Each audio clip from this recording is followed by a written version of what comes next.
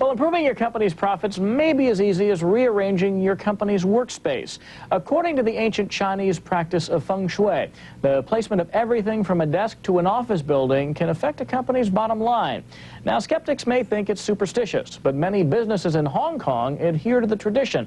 And as Brenda Butner explains, more and more American companies are finding Feng Shui the right way to do business. When Anita Fisher wanted to boost sales at her company's New York office, she hired a consultant, but not the type you might expect. Fisher called in an expert in an ancient Chinese practice called Feng Shui.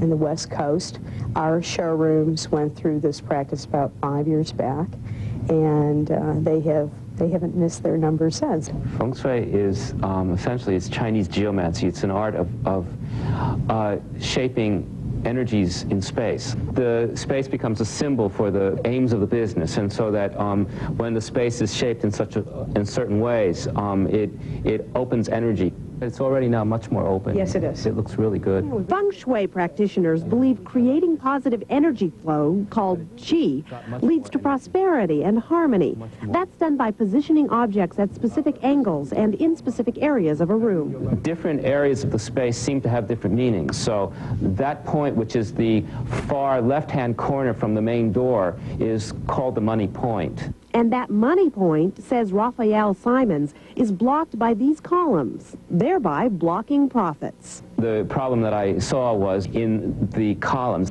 They block off the money point in the space, and it did at that time have many very large pieces of furniture that were coming out into the room and were basically obstructing movement back there. Fisher is now in the process of rearranging her entire showroom and clearing a path to that money area, hoping it will pay off in real numbers. We're in a business where you can put it into bottom line figures. You know, you can say that it has been expanded by X amount of percent, and so we can kind of quantify that to see how effective that is. While Fisher will have to wait until her showroom is changed over to see if Feng Shui works, other business owners like Elie Tahari say it's contributed to his success. He's been using Feng Shui for about 6 years and has seen sales double. My business the last 5-6 years got a lot better, a lot bigger, a lot stronger. I personally got more in focus about my own life and my business. That focus has allowed him to move to this new office space, where, once again, he's consulting with his Feng Shui practitioner. That also responds to the plans you have in your office.